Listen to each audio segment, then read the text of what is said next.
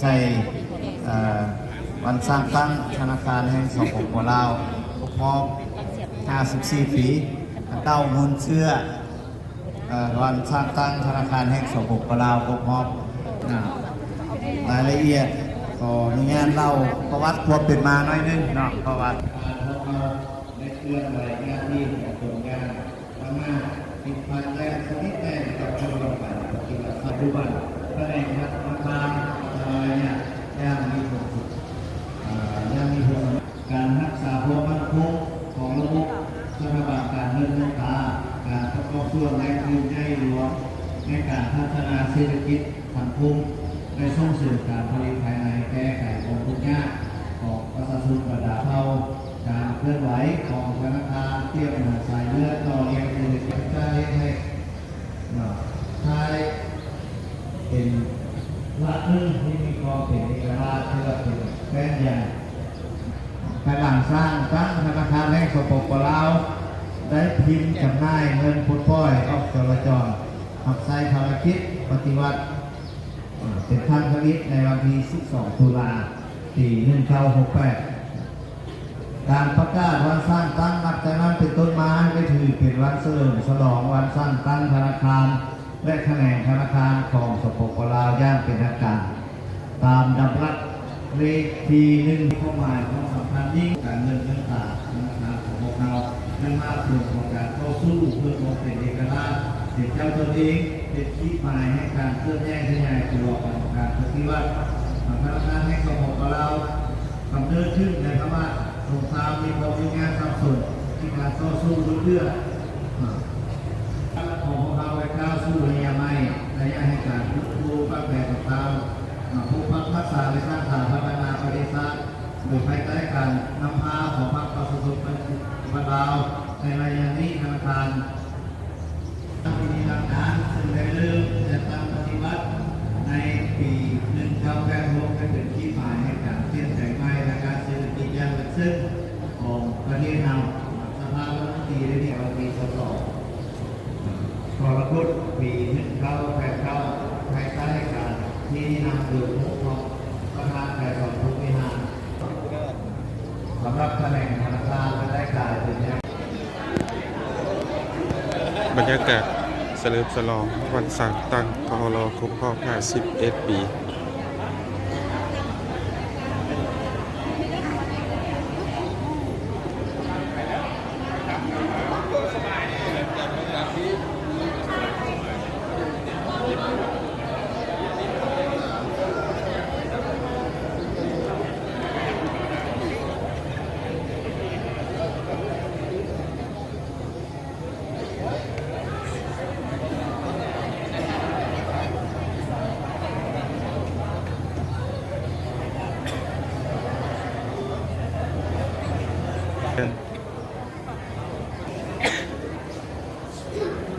เชื่อเลยแล้ว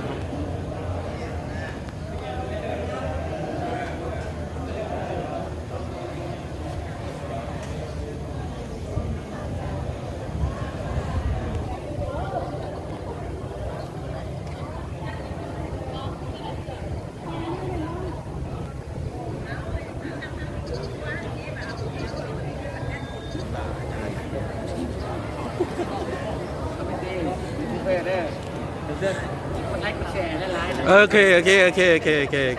โอ้งามเลยงามมีแต่ผูกงาม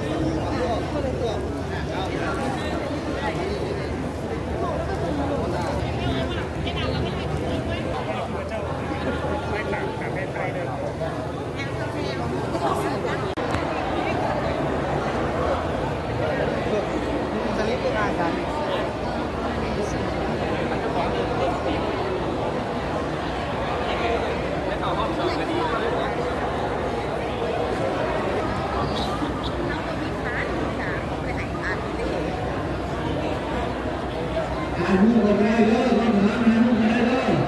แต่กลาง15 ปีนะลูก